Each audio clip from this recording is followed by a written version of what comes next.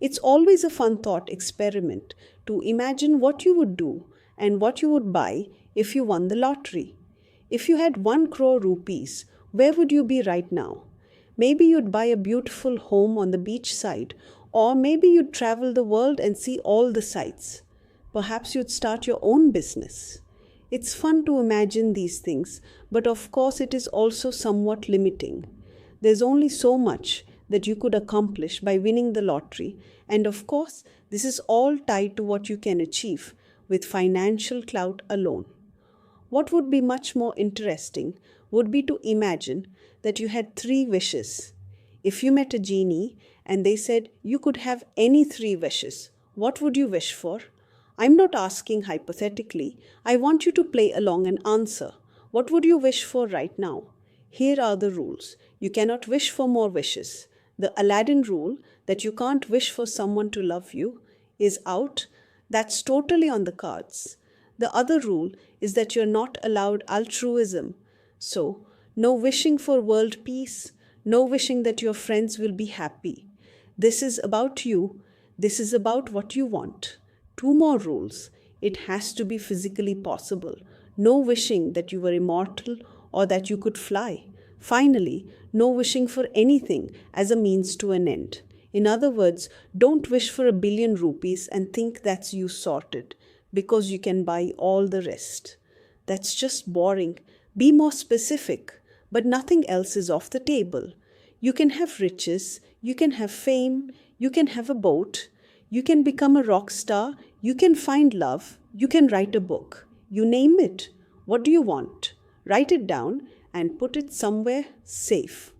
Now, here is the good news. I'm about to become your magical genie, minus the beard and the song and dance number.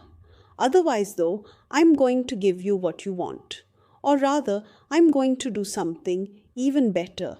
I'm going to show you how to get everything you want. I'm going to show you how to become your own genie. Let's do this. In this course, you'll learn how to get out there and get what you want for yourself and to stop settling for less. In this first lesson, I'm going to talk about the thing you're probably already expecting me to talk about. That's the law of attraction. It seems only fitting that I touch on this first, seeing as you're probably already thinking that you know the answers and how you can get everything you've ever wanted.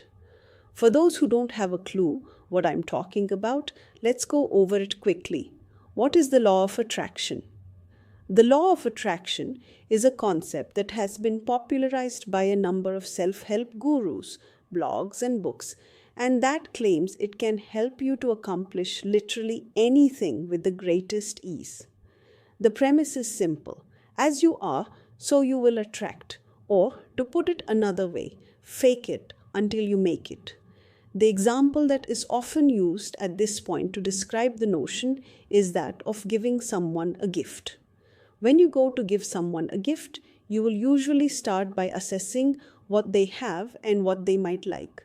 If you have a friend of humble means who doesn't like splashing cash and who has hobbies like gardening and reading, you'll probably get them a book and some gardening gloves with a nice pattern. Now, imagine your other friend. You keep a wide range of company apparently, and this person is rich, ostentatiously so. They splash cash all the time. They talk about their exotic holidays non-stop. They have all the latest gadgets, and their home is absolutely beautiful, perfectly modern, and kitted out with a ton of exciting features. What do you buy them? They have everything. They are used to a certain standard of living, so you probably get them theater tickets, or an experience day, or a cool gadget, a beautiful watch. You get the point. The rich friend and the person who acts rich actually gets more spent on them.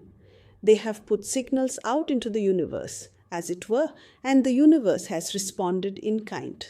Someone who puts out humble signals and maybe doesn't act quite so rich ends up with a gift that is much lower in value, which doesn't really make sense. Surely the less rich friend would appreciate something more extravagant? Surely it would mean more to them. This isn't just about giving gifts though. The same rules hold true in practically everything you do. Imagine those same two people going for a job interview. Who will be offered the more high paid job? Simply by acting like someone who is used to a certain standard of living, you will communicate certain ideas to your employers, and they will likely see fit to offer you more money to work for them. Don't get it twisted, by the way. I'm not here to claim that living a moderate, humble life is in any way bad or less successful. It's absolutely a valid way to live, with a lot of advantages, in fact. All I'm saying is that what you put out is what you get back. If you want to be highly successful, you need to act it. Likewise, if you are looking to find a partner, what do you think will determine your likelihood of finding someone quickly and of being considered attractive? It ironically ultimately comes down to just how attractive you already think you are. If you walk the walk and if you act the part, then people will assume that you have something that is worth having. They'll assume you're confident for a reason, and on an unconscious level, this makes us think that someone must be a good mate, either genetically or in terms of their resources. We want that person that everyone else wants because it increases our likelihood of passing on our DNA and of our offspring being healthy and strong. When you believe you are the hotness, so too does everyone else. In jobs, they say that your responsibilities and thus your salary should correlate with the amount you spend on your haircut. Ever heard the term dress for the job you want, not the job you have? This is an example of the law of attraction in action. Here is an even simpler and more direct one: facial feedback.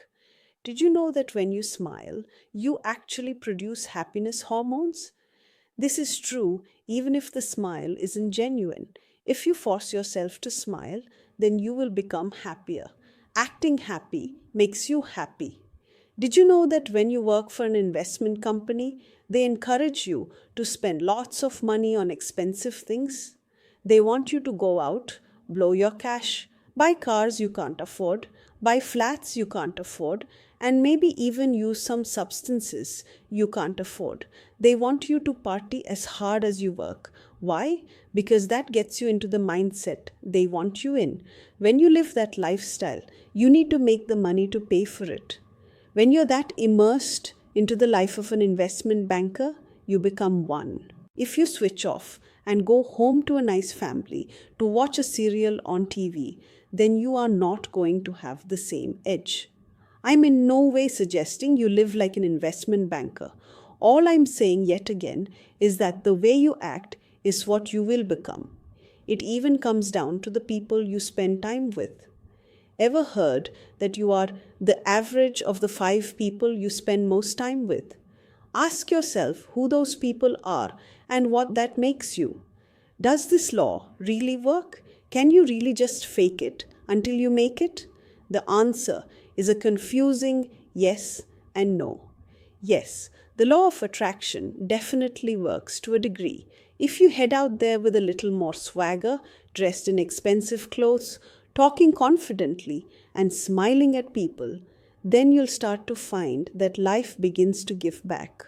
You'll find that your life changes in order to fit around the new you, and that you impact on the world around you in countless little ways that lead you to a more successful place. Likewise, if you want a simple, calm life, then you just have to start acting a little simpler and calmer. But while that's all true, this can also lead to some lazy thinking. The problem is that many of us feel that because we can attract what we want in this way, it means we can simply sit back and let things come to us. Just spend lots of money and get rich. It's that easy. If I were to honestly sit here and promote that tosh, then it would be highly immoral, and a lot of my viewers would end up broke. That's not our aim. The law of attraction is therefore only one small part of how you can get whatever you want. The other part of it is being proactive.